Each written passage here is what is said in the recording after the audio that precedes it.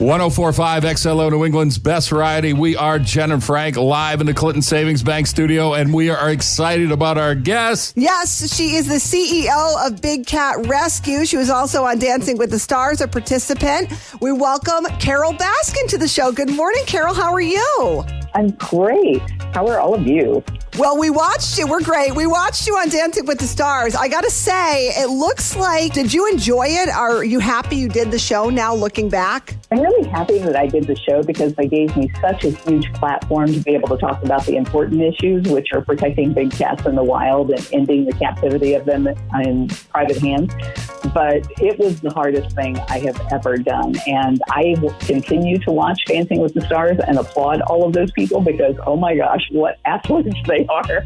With everything that I gave it, I could not learn to dance. Hey, you were talking about the cause that you have. We actually just had a story that came out of Florida, which was really unbelievable to us. Out of Davie, Florida, some guy paid $150 for what he wanted, a full contact experience with a black leopard. Of course, it didn't go well. The guy got mauled, and this is exactly what you're trying to fight against, correct? This is exactly the reason why we need to ban the private possession of these animals and protect them in the wild. Because when you have people like this, he was breaking the law by allowing that guy to come in and handle a big cat.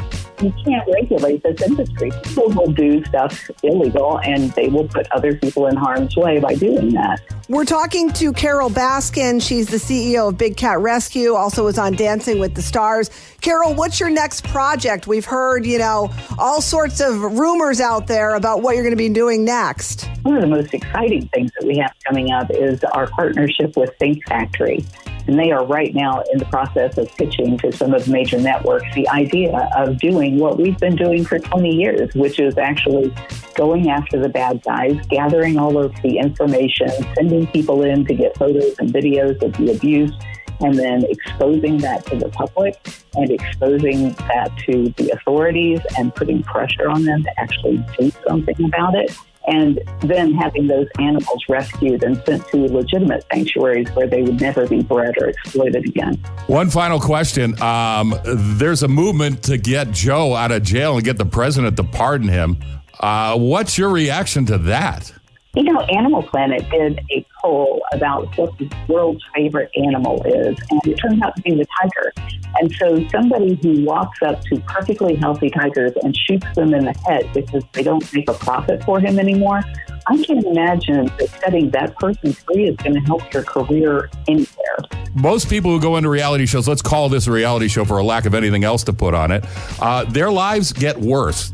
When you look back, would you prefer that this never happened to you, get involved in Tiger King, and you were just going on the way you were? Or are you happy the outcome from being on Tiger King? I believe that everything, even COVID-19, as horrible as it is, I believe everything that happens for the betterment of humanity and for our future enlightenment. And so even though I would not wish the Tiger King experience on my worst enemy, I still think that it happened for a good reason, and people are actually talking about these issues. Well, Carol, we really appreciate you being on the show. I have 3 cats of my own, so I am a certified cat lover, and I think what you're doing, for the big cats is great as well. We'll give those kitties a kiss from Aunt Carol. It's a crazy cat lady starter kit. That's she's got what going I have, on over yeah. there. Hey, Carol, thanks so much. Thank you.